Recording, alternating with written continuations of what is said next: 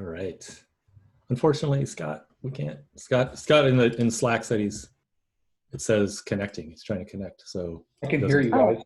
I think you guys can hear me. Oh, we Oh can yeah, Yes. we have audio. Yeah. Yes, yes, Okay, yes. cool. Great. Yeah. You're just a faceless voice right now. Well, I will. I'll turn it all over to y'all because I'm just here to see the app, really. All right, everyone. Welcome to the end of week 8. Not the end, but the beginning, sort of the launching off of this wonderful group. And I can't believe like what you all did this week. It was so. I was inspired every day coming into Slack and just seeing all of this communication and collaboration happening. It was super exciting. So without going too crazy, I will just hand it off to you to demo what you've done because it's just so fantastic. Who wants to take it? Do you want me to share my screen, Elise?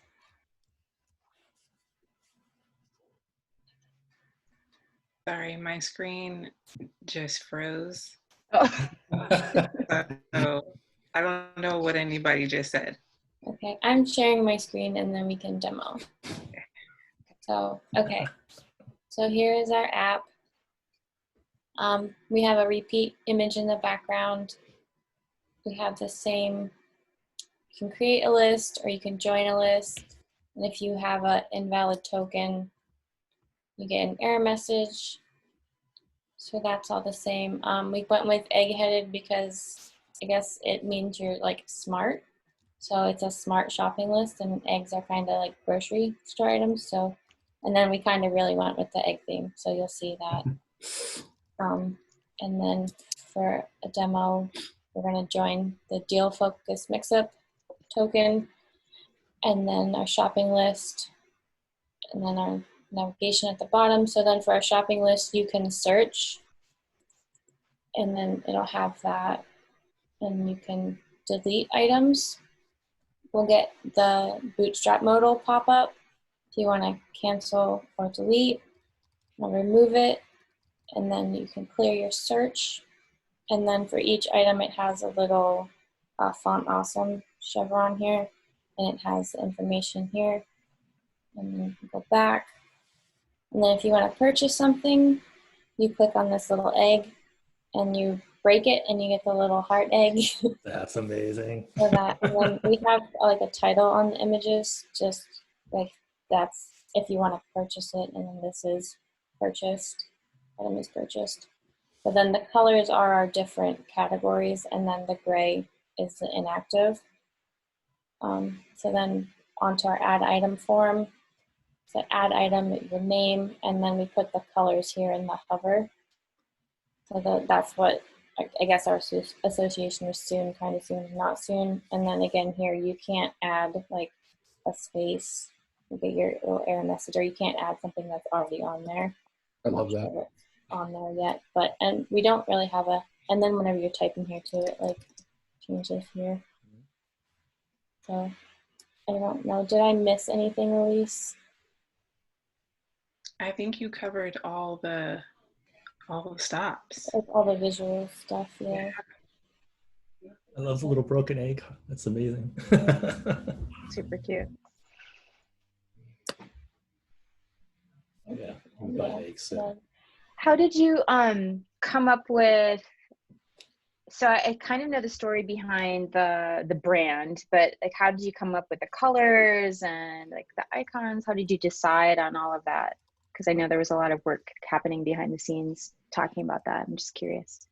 Okay. We had a group meeting, I think 2 weeks ago when we were doing before we did the welcome screen. And that's when we came up with the egg-headed name. And then we were asking like what kind of colors people wanted. And we said like a soft beach theme. So I know we had like a screenshot of a beach theme color. And I think that blue might've came from there. And it had like a tan. And then from there for these 3 colors, just I guess versions of that, but just trying to make them different and like past accessibility, color contrast. That was another big thing. Yeah. How often do you buy boar? That's what I want to know. What is It's gray on the bottom, so not very often. Or maybe twice a quarter. So I don't know. You belong to a CSA. I guess it's a CSA with boar.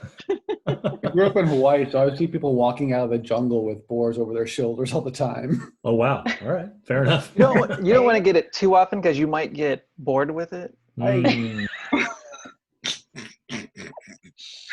Dad joke for the win. Oh, get bored. Oh, good one. Trout. I love it. And then what? Steve always hogging the spotlight. Sorry, What it did took you me a use second. for accessibility? Because I saw a lot of chat in Slack about, especially you, Sarah, were checking for accessibility. What were you using to check? I ran the lighthouse thing in the inspector, and then I have that Wave installed on my browser. I use it a lot for work, and so I went through all of it on this too, and like, that's the structure. That's what was throwing a bunch of the errors for the labels for our forms and everything. So, yeah. Nice. Yeah, I like, I use Wave a lot too. I like it.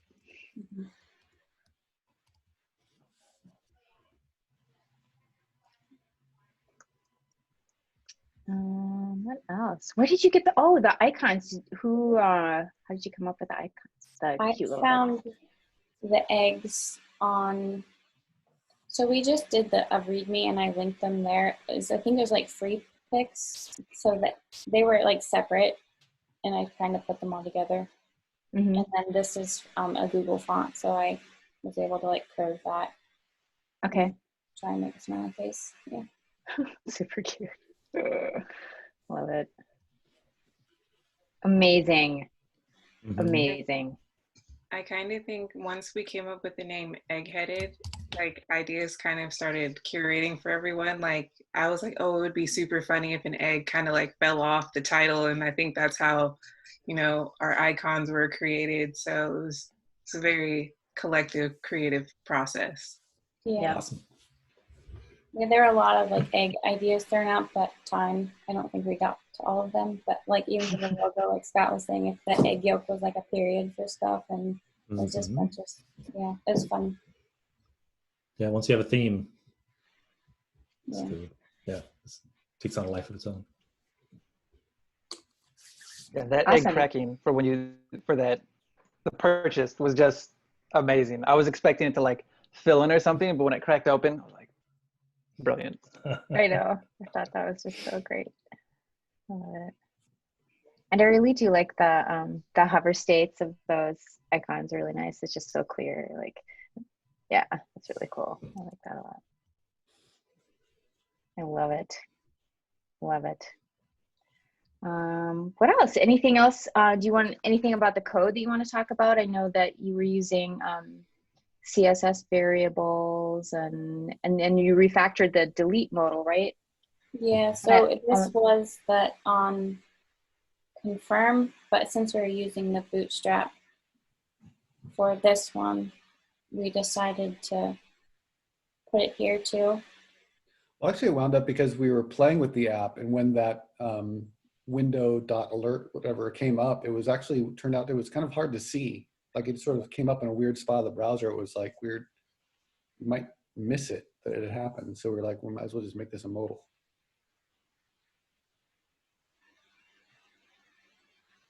And everybody goes quiet. Oh, it's a good idea. Yeah. No, it was nice. And it was a nice touch, like to have that, because that was the one thing that was left that wasn't as polished as everything else, and it was nice that you were able to make that work at the last minute. Pretty cool. Yeah. Wow, so fun.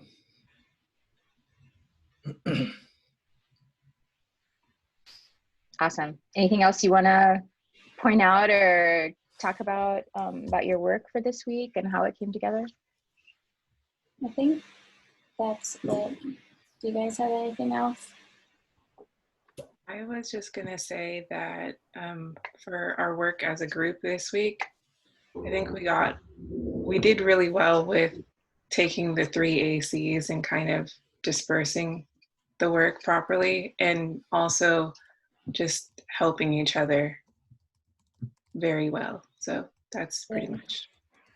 I like how we like met together and decided how to approach it on using Git and branches and all that. And I think that really helped us not, we only had one like merge conflict that we worked through together. And other than that, it went pretty smooth. Cool. Yeah, I was Awesome. really impressed with the Git branching. That was really impressive. And how about that? Here we are, week 8. You're like, oh, we just had one minor merge. Week 1, week 2. Yeah. Woo, 580. Yeah, week 1, week 2 is like, oh man, you have a merge. Should we have a merge conflict? Should we do this? Should we do that? So it's just awesome to hear how everything just came together for y'all so quick, and then you just kind of used it to learn new things and make new mistakes. That's pretty awesome. Yeah, you all do seem so much more comfortable just talking about this stuff, and like, you know, like we're gonna make branches, there's commits coming in, all this stuff's happening, compared to the first few weeks where we're very tentative, you know, like not sure, like we have these conflicts, all this stuff. So yeah, tons of progress, like Jason said. Nice. Great job, everyone. Well done. So cool. I love it. Love it, love it, love it. Awesome. Well, shall we move on to our final retro? Let's see. Jason, do you want me to share? I can share my screen. Theoretically. Okay, that's the one. All right, let's see. There we go. Make this a little bit bigger. Am I sharing the right screen? TCL 6 Retro, May 31st. Yes. All right, and Jason's gonna do retro this time around. If he unmutes. Ha! Ah. I'm a Zoom pro. I've been using this since too. Cool. So we're gonna go ahead and walk through our final retro board. We have a nice, healthy list of appreciations this last session. And so we can start with Steve's, who appreciates how much effort everyone's put in and the attitudes and mindsets that everyone has. The growth from first to last. And then also says it was fun to mentor alongside myself, Lauren, and Andrew, and I learned something from all of us. Steve, anything else you want to add to that? I know I'm throwing a loop in the retro and just it's the last one. I'm going off for else. No, it was just it's been a pleasure. Like it was so much fun seeing the whole group grow and just appreciated like everyone who participated and all the mentors. Like mentoring with you, Jace, from beginning to end was just great. Getting to know you and seeing how you worked and operated and just the way you presented every week, every time you did. And then like working with Andrew, like as usual, just always great. And Lauren for stepping in a few weeks ago. Like just, yeah, great experience around. Yeah. Awesome. And now we go over to Sarah, who thanks Collab Lab for this opportunity and the mentors and the time and the team and everyone's effort and communication, and feeling like she's learned a lot from everyone. Any expansions on that you want to add, Sarah? No, just it was fun. The first week I was like, what am I doing? And then now I feel a lot better. So this last week was a lot of fun, going from like just pairing to like all of us going at it. So yeah, everybody did great, I think. Nice. Which brings us over to Elise, who who's thankful for the opportunity to be a part of Collab Lab, and the appreciation for her teammates, learning so much from each and every one of them, and thanking them for the opportunity and a different way to approach different code problems. For us mentors, appreciative of the feedback and the advice we've given on how they can move forward after Collab Lab. And at least really enjoyed pair programming, and we'll miss it. Any other thoughts you want to add, Elise? Just thanks. And it was a great opportunity and definitely enjoyed seeing the growth because I feel like I can reflect on what Sarah said. I was very nervous coming into it. Now, week 8, it was extremely fun. Awesome. It's great to hear. Fun is also a very important component of this. You gotta enjoy it. And Sir Scott was appreciative of the cohort for consistently pushing hard and staying balanced even in the face of, well, everything. I mean, in 8 weeks, you've had just about everything that could happen. Project. So that's pretty. No kidding. I mean, from internal to external things, like it's not been the easiest 8 weeks, but definitely can understand and second that appreciation, Scott. Scott's also appreciative for Miles, Sarah, and Elise for teaching him something as simple as like font choices and coordinated colors and how that makes our front end really come together. To the mentors, myself, Lauren, Andrew, Steve, for all of our help and encouragement, and Andrew for building and starting this program. Any other thoughts you want to add, Scott? No, I think that sums it up. Cool. I figure since we're running early that I can give everyone a little extra bubble for appreciations, and then we'll roll through.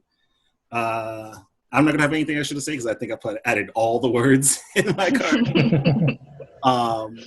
But to the cohort, Sarah, Elise, Miles, Scott, I think you all came in with your own kind of secret sauces of like how you tick and how you work and what you brought to the table. And it was great to see how y'all paired that with being coachable and coaching each other as well. And it really shows the attitude and collaboration in your output. And so I'm appreciative that y'all allowed me a part of your journeys as engineers.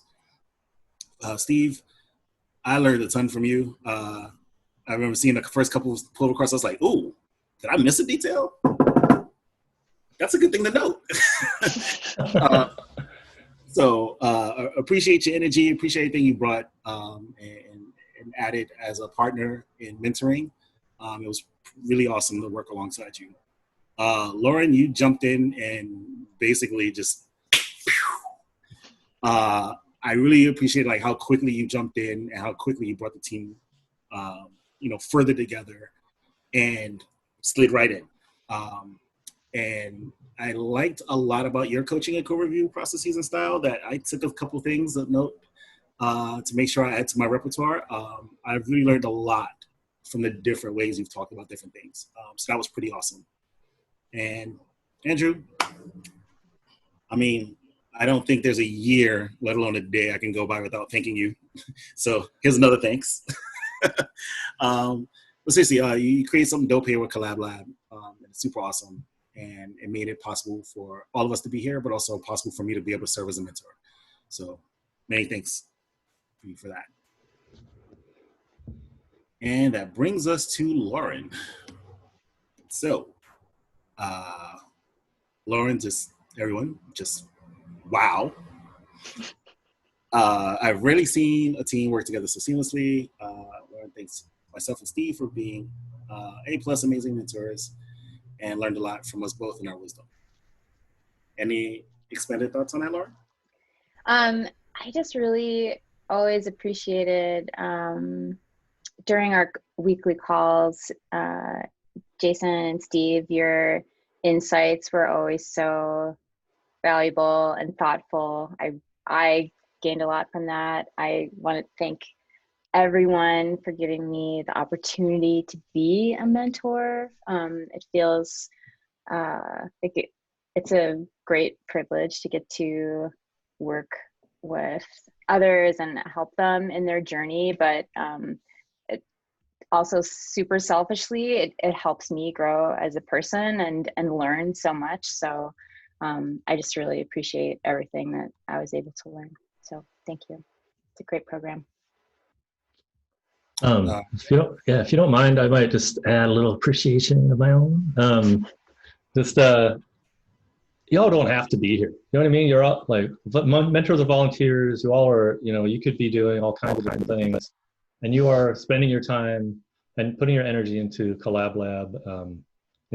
As a participant, as a mentor. I mean, I so appreciate all of the effort, all the, kind of the focus, the amazing work you all have done together. Just everything I've watched this cohort kind of develop and grow over the last 8 weeks. It's been amazing. And it's so rewarding for me just to have people just getting something out of this whole thing. So thank you for everything you've put into it over the last 2 months. Awesome. Second. So we'll move over to what went well. And I probably should have started this with appreciations, especially since it's the last one. So Steve, why don't you let us know what went well? Just getting the job done every week, like figuring out how to get it done, no matter what, everybody working together. If there was a problem, people would jump on the call. A Zoom call would get scheduled so quickly. By the time, myself, one of the mentors came in, we're like, okay, we're here to help. They got it. Okay, well, awesome. I'm here to say great job. So yeah, and the final app just looked so great and polished, and it was just a really creative approach. Yeah, you all knocked it out. Sweet, awesome. And Sarah? Group collaboration was really great this week. Like working together with everyone again, like it was fun. And then because we met every day, I think pretty much every day this week, and then we just divided tasks and then went off and did our stuff and then came back the next day and had like a little mini demo and merged. And just, yeah, the get branching and thing went really well this week too, because after we decided on how we would do it, and then we just went forward and did it. And Elise? I just second what Sarah says. So that's pretty much what went well. It was a great week. Awesome. And Scott, what about you? What went well this week? So basically it all boiled down to just really good communication, and which wound up, like Sarah said, like Git branching. I mean, we had 3 main feature branches, and off of that, we wound up having like 4 or 5 other sub branches, and that all happened in 1 week. We got all that with like pretty minimal problems in merging. It was confusing, but considering how much overlap there was, it was pretty small. So I thought that was just good communication, and also like just dividing up those tasks so we can get it done that way. We kind of thought ahead a bit in terms of knowing we're going to be crossing over lines. So I thought that just overall a good communication.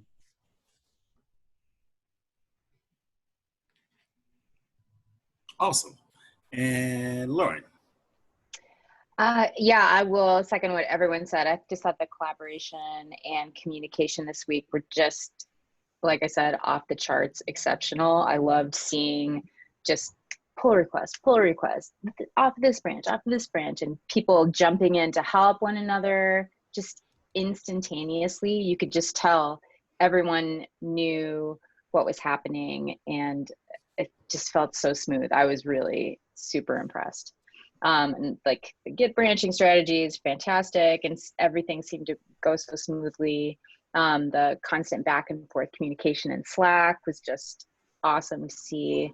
I loved how you were reviewing one another's code, and like not being afraid to be like, oh, we should change this or we should change that. Just like working together to make the app better. And then the app is just fantastic. It looks amazing.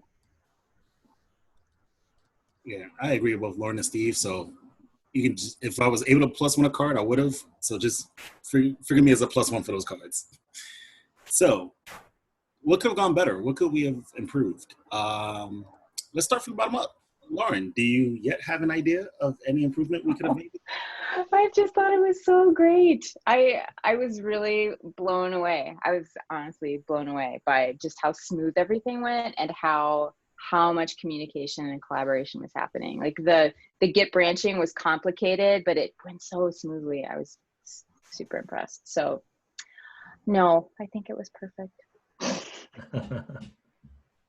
Awesome. Sir Scott, how about you? There were a few pretty minor things that I think we all were like, maybe we could do better, or make these changes. But You know, like there are things that we would definitely, if there was like another week, would absolutely be changing them. But we were sort of like at the last minute, sort of like, none of us really felt comfortable like risking breaking anything. And I don't know if that's a weakness or not, but that was sort of the only thing that maybe could have gone better. Is like we could have maybe gone a little bit further, but we were just afraid of breaking anything at the very last minute. Cool. I mean, that sounds great to me. I mean, there is the saying, and I'm probably going to butcher it anyway. Even as I say, there is the saying that I'm going to butcher, but it's don't let perfect be enemy of good, right? Yeah. And y'all have more than good this week, so I think that's a great call out for yourself. I think that's also a great like innate skill to hone, right? Of like balancing when is the right time to take that risk. So pretty awesome there. Yeah. Good insight. Thank you, Scott. How about you, Elise? I'm just kind of seconding that thought because I feel like with the delete modal, I had a fear of destroying everything. So I feel like I probably could have made more progress, but we ended up fixing it as a team, so it worked out. But yeah, I feel like that fear is something interesting to encounter. But I feel you, Elise. I'm the same way. Oh, I don't want to touch it. right. Sometimes. Yeah. Appreciate that, Elise. And Sarah.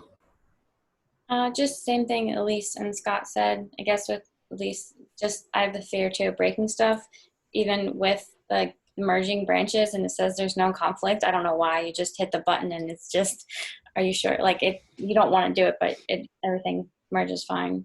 So, and then there are some probably last minute stuff that could be fixed, like extra features that like bug me, I guess the perfectionist thing, like because one of the modals, like you can click in the black and it'll close, but the other one it won't. So that, and then like just that fact that we have a spot to put a user token, but there's nowhere that you're told your user token, I guess, in the app, just like little extra feature things, but more time. But I guess it's very good the way it is though, so. Yeah, awesome. Great insights. Steve, Andrew, any thoughts on what could have gone better before we move on? It sounds like the group really came together in this last couple of weeks and found like a new, more dynamic, like whole group way to work and stuff, which is really fun to see. Thinking over the whole course of the whole program, like one thing, like I probably could have anticipated that I wouldn't be able to run 2 cohorts at the same time. So having to pull Lauren in midway wasn't optimal for the back of the kind of the whole 8 weeks. But other than that, yeah, I'm really pleased with how it all turned out. And thanks, Lauren, so much for jumping in too. That was amazing. So helpful. Cool. So let's go with our last column here. And this is for each of you to tell us how best can we support you in what's next and what is next for you. So let's start with you, Sarah. I'm still looking for a job. I've been for a while, but having another project and just actual group experience on Get will help me because I'm looking for like a full-time remote, like fully remote. So that will help me a lot. And then I would personally like to stay connected and like communicative in like the group chat and stuff, and then just continue to learn more, like be stronger in JavaScript and React or whatever else is needed for getting jobs. Mm-hmm. Yeah, awesome. On the topic of getting jobs, like if you need recommendations, you need if you like looked at like my LinkedIn and like there's a connection there that I can help you with, all those kinds of things, more than happy to help. So don't hesitate to ask. I just wrote a recommendation for someone for a grad school application, a Collab Lab person just yesterday. So I'm more than happy to jump in and help with those kinds of things. Thank you. Mm-hmm. Yeah, thank you. And Elise, how best can we support you? What's next for you? I always feel like my skills are slightly inadequate am like, my thought process is like I have to fully understand JavaScript before I can fully understand the ins and outs of React. So I guess I'm going to kind of continue to study that. And then I have a group, not a group, but a project that I've been meaning to finish. It's supposed to be like a veggie Yelp, a vegetarian Yelp. Oh, So nice. I think I need to finally get back to it and finish that up. So,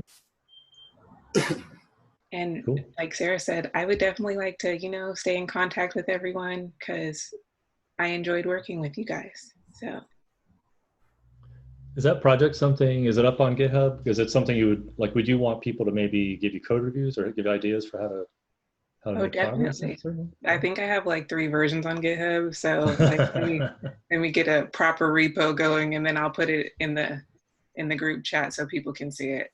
Awesome. Nothing says good skills like having 3 of the same project in different versions. Trust me. I've once had like 8 repos just for my personal website, just me trying to do it in different languages until I was like, what am I trying to build the real world for? Like, let's just markdown, call it a day. It's good to know I'm not alone. Yes, like repo hoarding and domain hoarding are usually 2 groups. Yeah. I'm guilty of that as well. Yeah. Look, Namecheap just reminded me that I renewed a bunch of domains I didn't want it to, and I was like, Yeah, I just missed that window. I hate when it happens. And over to you, Scott.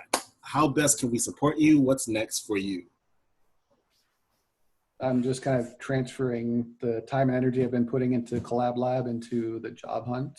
And as part of the, I'm tapping into the junior PDX developers pool to see if I can find sort of like pairing programmers or pairings to kind of work on that. Is sort of like pair programming, but working on job search stuff. So like getting our materials together, sort of like cross-referencing. So trying to get some of that group energy that we've cultivated here going in that world, because I think it helps a lot. And as far as support, I mean, the first 2 questions are like, how do we list this on resumes? Like, how do we leverage this? It's sort of a weird gray area where it's, yeah, I'm just not sure how to list that and how to leverage it. Yeah, did Mike Ramirez ever respond to you on, you asked that on Slack, I think, and I tagged him in because he's currently a recruiter, but he went through Collab Lab a couple cohorts ago. I didn't So but no, okay. Like, is it safe to put it under like the project section, like of things that you worked on, or is it not a good idea?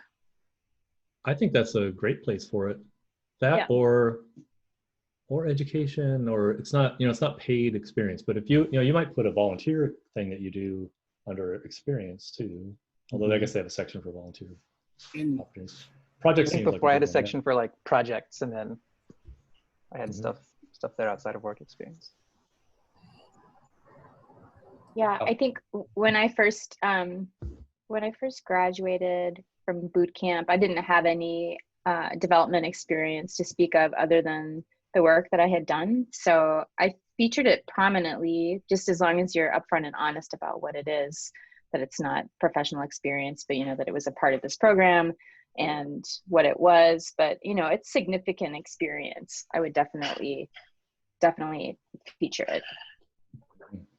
Yeah, I second that. I think you should call it out. I would say you should call it out in your main experience. Like this, there still was an application process. You still were selected, right? There still was something to go through with this, and you were doing the work for the last 8 weeks. So I feel like you can accurately capture that, whether that's fellowship or some other name, whatever I think works most appropriately works, and then also add the app as a project underneath experience. So this way it can actually relate to the 2. And you'll get some hits possibly from both areas. And I would say definitely link the production Netlify link as well as the GitHub repo, so that you have you can show that this is a deployed application out there for everybody, and then you have the source code as well to show, along with all the pull requests and interactions that you had. this is your repo too, so you're free to take the README if you wanted to take the top section of the README and reformat that to be, or even take the whole README, reformat that to be like, here's the experience we went through, here's a link to the app, here's a screenshot of the final product.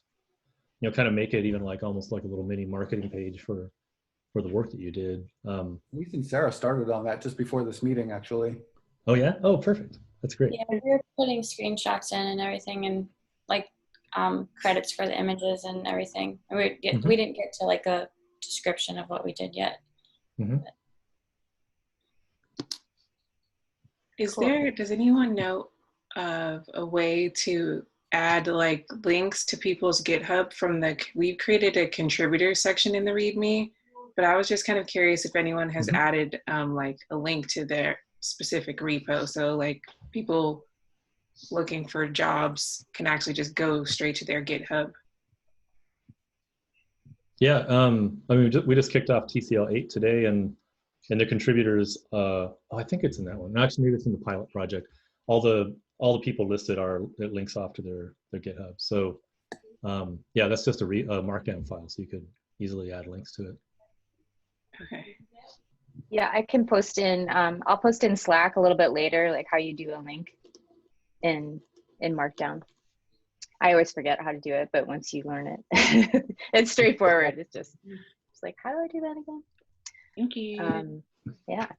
What else was I going to say? Oh, Scott, that's a really good idea to like get a group of people together that are working on job hunting. Like that's another way that you can all continue to work together, like share resumes and share,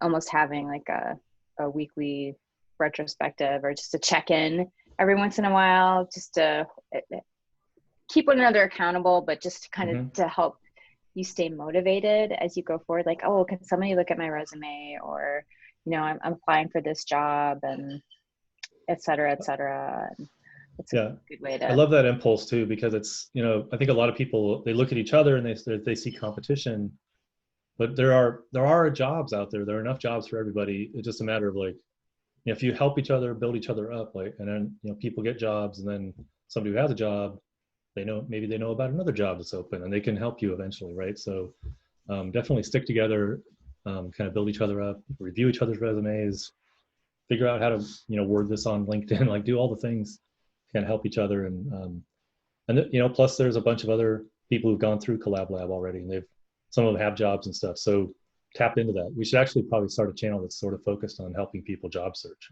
to be honest. So Also part of that, go ahead. Oh, part of that job hunting thing though is like, even just, understanding the job postings, because like sometimes it seems like they want a bunch of stuff that you've never, like they're just the way the things are phrased. So it's sort of like having somebody help you figure out like, oh, I actually do know what they're talking about. They just worded it strangely, or they're just using a different way of talking about it than I've heard before. So yeah.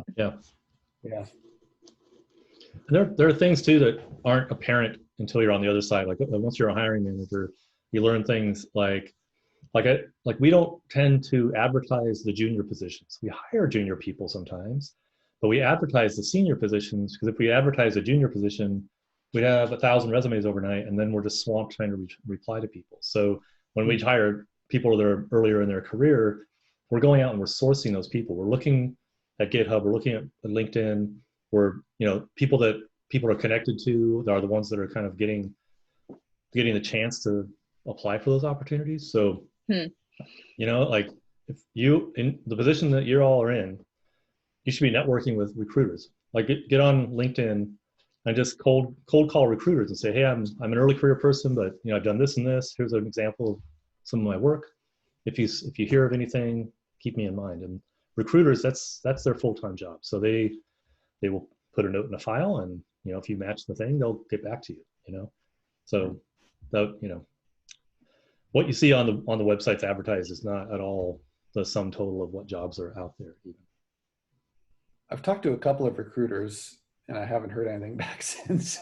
Yeah, they probably have a lot of people doing that too. So you have to make yourself stand out in a way and stuff. So it's like anything else. It's kind of a numbers game. Are they just general recruiters, or are they like web recruiters? Or I guess this is the first time I'm hearing this, because like from the art world, I know people would like hire people. They'd actually pay them. They're called like headhunters to get them like licensing and artwork, and that's kind of my back. But like for the recruiters, Mhm. is it just any job recruiter, or is there a specific kind? Yeah, there are recruiters that specialize in tech and web development and JavaScript even. I mean, there are one, you know, there's some that go really narrow. So, I mean, you might just start with recruiters at companies that you're interested in. That's one way to go. There are agencies. So there are, you know, companies that they're like staffing agencies, and their job is to bring people in and just, basically like some big company, you know, here in Portland, it might be Nike or something. They have some project, they don't have enough people internally to do it, so they'll go to a staffing agency and they're like, the next day, here are 10 people to work on your thing. So if you can get in with a good agency, and not all of the agencies, the quality of the agencies varies a lot, so you have to be a little careful. But if you get in with a good one, they can, you know, it's not always the most glamorous work. It's not always, they don't always have as good of a support as if you were an internal person, that kind of thing, but it's experience, and you're like doing real work and getting paid for it in the meantime, right? So It's so funny hearing, like I hear this a lot with in coding world where like, oh, well, it's not a glamorous job. It's, you know, whatever. And it's like, I just came from like humping furniture. Like just coding is pretty glamorous. Yeah. Yeah, I mean, then getting paid for it would be amazing, right? So, getting in with an agency is sometimes, I mean, I did that early in my career. The agency doesn't even exist anymore, but like I was doing, you probably don't even know this software, Front Page, which is like Microsoft's WYSIWYG, like web page builder thing back in the late 90s.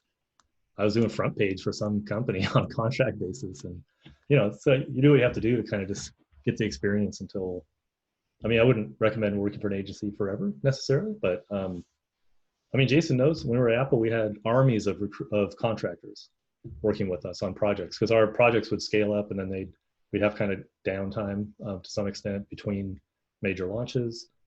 I mean, a lot of those people we ended up converting into full-time internal people as well. So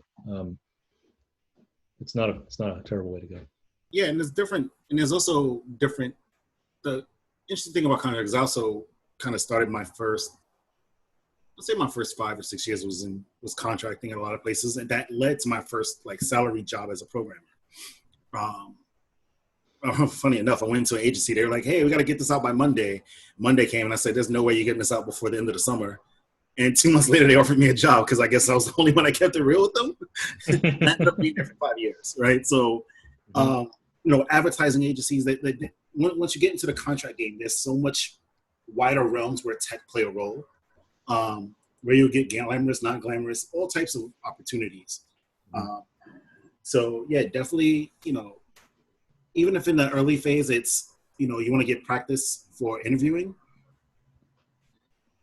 you know what? It's fine. I've said this on camera before and on recording. You don't always have to apply for only jobs you want to get. Sometimes it's actually worthwhile to apply for a job at a company that you're like, I don't think they'd hire me, or I don't know, or whatever happens. It's not like I want to work in sneakers anyway. One, you find different connections. That's not true. You want to work in sneakers, if anybody. Jason. Hey, Nike, you need a director? No, you know, it's there's going to be some places where you build connections, even though it may not be your target place. And when they go someplace, they keep you in mind. You're evaluating the company the same way they're evaluating you. So when you get in there, you go through the process, you might actually shift and be like, actually, I would see myself working here, right? And if you don't, at the end of the day, you still got practice going through the process, and it's another data point for you to kind of sharpen your interviewing skill set. So don't be afraid to kind of just, you know, take out the super soaker and just spray resumes at everybody. Let everybody get wet. Just get the experience and the practice in to really kind of help hone who you are and how you interview. Yep, good advice. Yep. Actually, it was Andrew introduced me to 2 contractors out here who at some point when I actually did move out here to work at Apple, I was like, there was one that was like waiting to give me an offer, and there was another place that was like, we can fast track you. I was like, in a day? They're like, no. Like, even through Andrew, like and then that recruiter friend, he ended up becoming like a good friend of mine once I moved here and like helped me get my first place. So it's like, the other thing too is that recruiters end up being a much more valuable resource at times than just as a recruiter in your life as you work with these folks. Yep. They get a bad rap sometimes, but there's some really, really good people out there doing tech recruiting. They get a bad rap because you'll have JavaScript on your LinkedIn and they'll send you a Java opportunity. And you're like, not the same thing. So, but you know, they're also, huh? Curly like curly braces. Yeah, right. Anyway, but yeah, I know some people I love, some recruiters that I really love. Sweet. Nice. Is that I'm why? so, Everyone. oh, go ahead. What?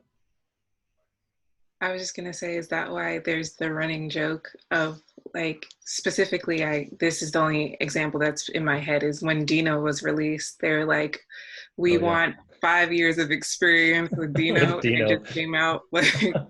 Yeah, exactly. Exactly. That's the kind of thing. Yeah. They don't know any better. They're just like, the manager says, I need somebody with Dino experience. I need somebody senior. And they're like, okay, 5 years of Dino experience. The good ones will know the difference, you know what I mean? But there are plenty of people out there just trying to like make their numbers or whatever. So Yeah. Great advice. What else you guys got? let's bring it. Let's see. I was going to say there are probably opportunities to stay involved with Collab Lab too. So we have a website committee. If you're interested in working on the actual website, we have grand plans of making it, you know, content managed and that kind of thing. I'm running the pilot program right now with another cohort. Like, this is probably going to end up being if this is sort of the 101, that's going to be like the 201. Not to make it too much like school, but it's a little bit more. The app's a little bit harder, and we're doing much more kind of some more like kind of dynamic ways of working together. Using different kind of methodology and the retros are different every time and all that kind of stuff. So once I'm done with this one, I'll probably run another one because it seems like it is worthwhile to do. We're kind of working out the kinks. So even just within Collab Lab, there are some ways to kind of keep getting practice and at least stay connected to what we're doing. But yeah, what else in terms of like, is it like, do you want more job search kind of advice, or do you want more like, how do I keep leveling up technically? What's interesting? I How think do I keep leveling up technically? That's a good one. Steve? That's good. I mean, I would say try. Knowing React is really good, but knowing the fundamentals is even better, because that'll translate. You'll know how React works, but if you have to hop into Angular, you know how that'll work. If you need to do some legacy stuff that predates those frameworks and libraries, then you know how to do that too. So like there's at least in JavaScript, there's a book called, I'll have to find it, but it's by Nicholas Sakis. That it's this really dense book of JavaScript, but it's everything. It's just everything. But stuff like that, just knowing some of those basics about how things work, that'll help you level up.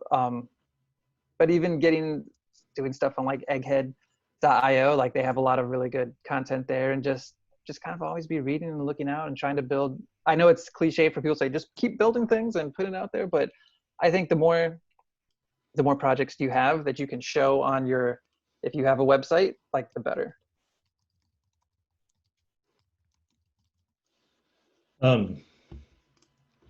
You could take the app you just built and rebuild it in a different framework.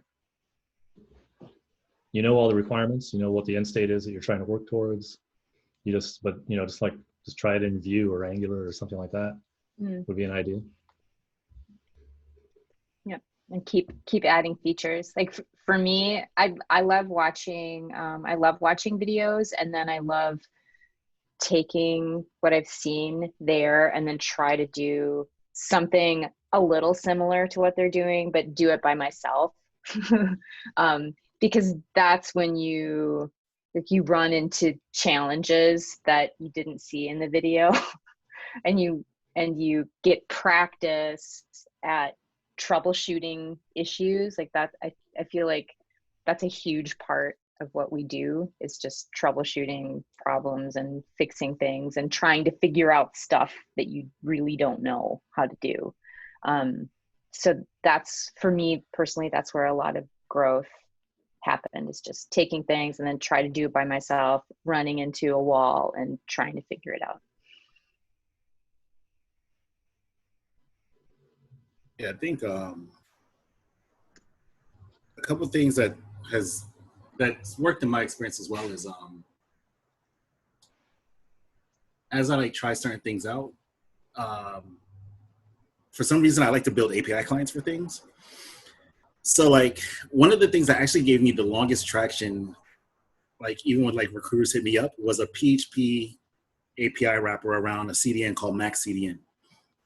And there was another one for a site that's no longer live called Convor, which was like a cross between Reddit and Slack before Reddit and Slack became what they are today. So it was like really ahead of its time, but like just don't underestimate the amount of progress you can make in coding in public via your GitHub, but also how much that progress will also pay dividends for you beyond even your own control. I super duper strongly agree with learning the bases of languages and the fundamentals. Frameworks come and go. Legacy code doesn't. You'll still find jQuery out there in the world. Yeah. You're gonna still find Backbone JS out there in the world. And the one common, Backbone. We're just finally now off of Backbone models. That's Zapier, yeah. Oh, wow. But the one common thread about it all is it's all just JavaScript. It doesn't matter what fancy transpilers do. It doesn't matter whose new Webpack version 12 is coming out with that can auto-write your TypeScript definitions for you. It's all just JavaScript. So really hone in on that. If you want to pick up a new language, I say that's great. Kind of take stock of how you learn, which is something that you do learn as you go through a boot camp and do things like this, and learn a new language that way. Those have been super effective for me. I would encourage y'all to also engage publicly with whatever feels most authentic to you. So if that's live streaming on Twitch about your journey beyond this, whether you do it once a week, once a month, like, hey, recap, let's talk about all the things I learned. Or whether it's that blog post that gets syndicated to a place like dev.to or Twitter and or LinkedIn, since LinkedIn is vastly becoming this new content like powerhouse. It's all part of what it was termed to me a couple weeks ago by someone as developer vitality. Like all these different things help to show who you are and how you're living and breathing and doing as a developer, right? And you don't have to do all the things, right? I'm not the greatest at writing long form blogs. It takes me about 8 years to write 3 paragraphs. But I'll hop on Twitch and just be like, hey, watch me fumble through trying to get SQLized models working on Node.js. But I'm able to kind of reach the folks I want to reach in the way I want to reach them in terms of teaching and exchanging ideas. So it's all about just finding what's authentic to you and then just spreading out those branches to kind of create more vibrancy around the vitality of who you are as a developer. Yeah, that prompts me for a couple things, which I love what you were saying. Like everybody's, like Jason said, everybody's different. Like, find your medium, your channel. But just to back that up, one of the engineers on my team at work, so Alejandro, who you all know because he's also a mentor here, he's like, how do I kind of level up and do these things? And I'm like, start blogging at work. Like talk about your work, write it out. And one of the reasons that I pushed him in that direction is that forces you to think it through in a way that you can actually explain it to other people. You know, you can get things done without understanding all the nooks and crannies, right? But if you have to write it down and explain it to somebody, and it's going to be there forever, and they have the chance to kind of comment on it and say like, well, you missed this thing. I don't know, for me anyway, that's motivation to look into all those nooks and crannies and figure it out so I can be accurate about how I'm kind of portraying something. So just the act of blogging, I mean, don't put all that pressure on yourself at first, I guess, but you know, it's like just be blogging about your experience, because you are early in your career, but lots of other people are too. There are people who are further along in their career who are doing the thing that you're doing already for the first time, even though they've been, you know, coding for 5 or 10 years. So don't be afraid to just get it in writing, like to put your thoughts on paper. The other thing I'll say is I'm going to contradict what I said earlier about like take the app you just built and rebuild it in another framework. The other thing, another different direction you could go is just try a little bit of everything. So data visualization, you know, write an API, just like, you know, go off in some different directions and try different stuff. And, you know, this, you know, front end development, which is, you know, mostly what we've been doing the last 8 weeks, not necessarily doesn't have to be your thing, you know. These programming skills can kind of translate across a bunch of different areas. There's so much you can do in tech, you know, it's not just sort of what we just did. Although this is, the program structured like this because it's what I really enjoy. But I don't know, yeah, so go out there. This is the point in your career where you want to try a little bit, like dip your toe in everything, you know? Yeah, and that's the beautiful thing too about that point, that this is the beginning of your early in your engineering career, is even though it's at month 1, you can still have a leg up on how you get yourself out there as a developer versus someone who's at year 10, year 12, or 17. Since I only ever have a website up, this is the longest I've had a website up personally without me having to be looking for a job. Because that's usually how you know I'm looking for a job, is my website was up. Don't do that. Don't take that from me. If you take anything else from me, don't take that. But you know, there will be times where it may seem a little daunting or discouraging because you see all these different things happening that all these other people are doing. As long as you pick what's most authentic to you and you do that and stay there and do that well, in the midst of your exploring who you are as a developer, you'll be able to have a more outsized impact than trying to do the live stream and the YouTube and this, right?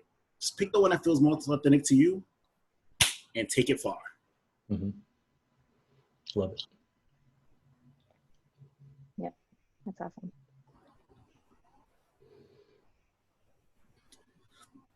Excuse me. Well, we are at the 1 past the 4th hour of the afternoon. Any parting thoughts on this sunny, beautiful, congratulating day of the end of your cohort? I also talk like this in work meetings too, so I'm all right at office parties. You say something, Elise? I was just gonna say it was great working with everybody. Mm-hmm. Thank you so much. It's been awesome. Yep. I might be hitting you up for job hunting pairing. Mm-hmm. Yeah, definitely use the Slack channel. Just use the Slack channel because people are there, and we'll all pop in too. So we'll check in, or if you're stuck on something, give us a holler in Slack, and can definitely help you through that. Is our channel going to stay active, the Mm-hmm. TCL 6? It will. We're not on a paid plan yet, because once we become a nonprofit, we'll have a paid plan. All the history will be available. So at some point, your history is going to roll off the back. But hopefully, we'll be a nonprofit by then, and it'll all still be there. But the channel will stay open. The new messages that you put in there will always be available. It's like but some of the history will go. 10,000 mark or something like that. Yeah, we're at like 40,000 messages already after 10 months or something. So, wow. Yep. So I guess the whole be noisy and Slack thing is working. Also, speaking of being noisy, you now have 5+ other cohorts, 5 others who know what you've been through and can help support you as you grow. and 2 cohorts that you can talk with and see how they're doing and be able to offer them advice at some point too. Mhm. So you are definitely part of a community on both sides, right? Like the wider program, but also the fact that you have a smaller group of individuals who know exactly what it's like to be in your shoes and build what you built. Mhm. Yeah, and among the mentor group, you have, I mean, at least 3 former directors of engineering, other engineering managers, a bunch of professional developers, all at your disposal too. You go into the Learning Together or some other channel and ask for help, and you have a bunch of people who potentially are going to be able to jump in there and give you some solid advice. So, yep, lean on each other for sure. Thank you so much for everything you've done last 8 weeks. Everybody, mentors and participants, y'all are great. Good job, everybody. Yep. Super proud of you. Super fantastic work. This past week was just, it was the best. It was the best collaboration I've seen. It was really, really good. Mm-hmm. Yeah, I mean, I think I said this in our first retro. Y'all found your developer voices so fast.